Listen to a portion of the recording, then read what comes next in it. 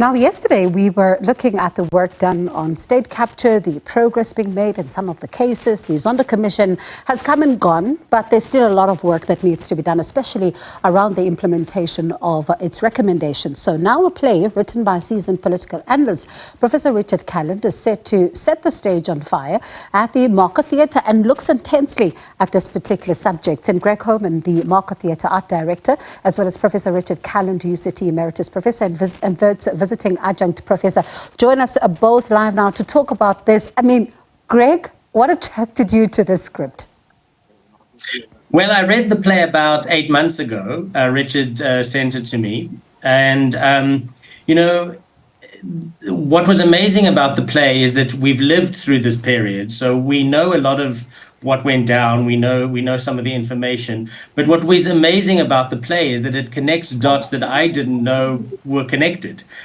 So it was a really wonderful opportunity, I think, for us to, at the Market Theatre, do what the Market Theatre does best, which is stage a new political play that speaks to our very, very recent South African politics leading up to our elections, and help us understand in less than 90 minutes how all of these dots that were part of that period, particularly around 2015 to 2017, are actually connected, and what actually through the lens of Richard's astute eyes, what actually went down. And his eye has really been looking at the story. I can tell you, him and I have had a number of conversations about the developments in the State Capture Commission of Inquiry and also outside of it. And Professor Calland, I kind of laughed a bit a few months ago when I saw the fact that you had sat down and you decided to pen this entire play. And I was asking myself, is it going to be one that's going to make the subject a little much more easier to absorb, or are we in for some heavy viewing, possibly? Look, it's a mixture of heavy subject, because it is a heavy and serious subject, but also I think there is lightness. There's lightness in the way the actors are acting. The performance that Greg has brought out of them includes humour, sharp humour and bite. I think it's fast-paced. It's in the style of The West Wing. You remember the famous American series about politics in the West Wing of the White House. It's set partly in the Union Buildings and partly in London. It's got pace and it tries to entertain, as well as tell, I think, a really important story about not just state capture, but the battle over truth, which is a kind of universal battle. There's always been contestation over what is true and what is a lie. And that's never been more important now in modern democracy around the world, including in South Africa.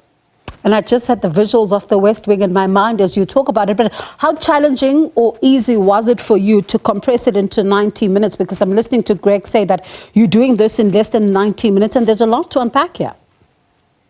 Well, with Greg's help, we sharpened it and made it much kind of spikier, in a sense that it really keeps that pace flowing. Initially, it was longer than that. I suppose an inexperienced deputy playwright like me sharpened it up. It's now a very compelling journey. Of course, with drama, it's all in the character and the dialogue. You don't have to tell the whole story. The viewers and the people sitting there will know part of the story. What I've tried to do is join the dots, bring it to life, and hopefully memorialize what was a really painful but important part of South Africa's democratic history. Yeah, and Greg, would you say that it also speaks to some of our politics today? Absolutely. I mean, that's also what's exciting is, we're approaching our national elections, our 7th national election, and very much part of the history of that period lingers very, very strongly. So, the emergence of the MK party, the history of Jacob Zuma, the way in which state capture impacts our economy, all of those are very present. We're far from beyond the period that state capture has how state capture has affected our society. So the play reflects on it, but it also speaks very, very astutely in its subtext to why we are currently in the terrain that we are in, and that's what's really exciting. And what's wonderful about it is that it is a political thriller in some ways. So it's theatrical in its treatment. And we've got this amazing cast, which includes stalwarts like Zane Mears, David Dennis, Michael Richard,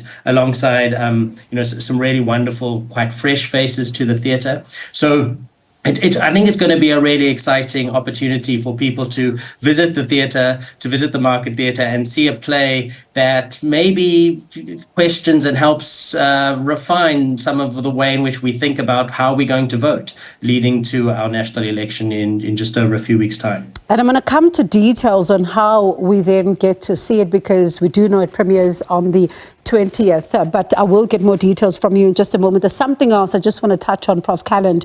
Why was it important for you as well to use this to put the spotlight on the work I do, for example, the journalism work that has been done in the country as well? Professor Calland? Greg, I think we've lost him.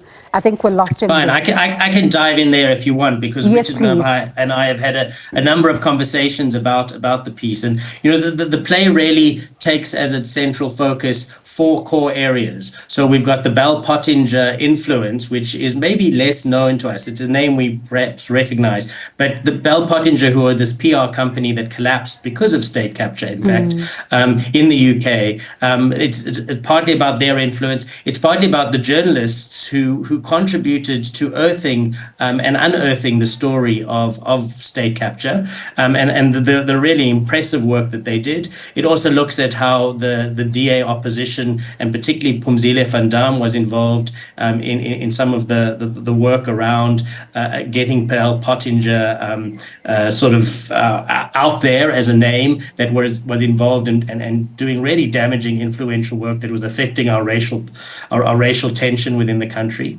and inflaming that already existing racial tension that is part of our history. And then it deals with the president's office and the way in which the brothers, the Guptas in this instance, but the brothers were sort of implied in that. So it's got all of this web that then kind of plays out in a really exciting, thrilling way in front of an audience. And, one thinks about the importance of the story, as you've alluded to, being told right now. And ironically, South Africa is still waiting to see if the Gupta brothers will ever come back to the country to account as well. But Greg, let's tell the viewers where to see it. And I know it's from the 20th, but give us a bit more detail. Sure. So the play starts previews on the 20th, so next Saturday at the Market Theatre. It then officially opens on the 26th of April, which is obviously the eve of 30 years of democracy. And it currently is scheduled to run till the 12th of May. So it's on at the Market Theatre every evening at 7 o'clock Wednesday to Saturday, as well as on a Saturday and Sunday at 3. And people can book via visiting the Market Theatre's website, which is markettheatre.co.za, or they can go directly to web tickets. And if you just put in The Brothers, the rest of the title, which is The Brothers, #1 and a weekend special, will pop up.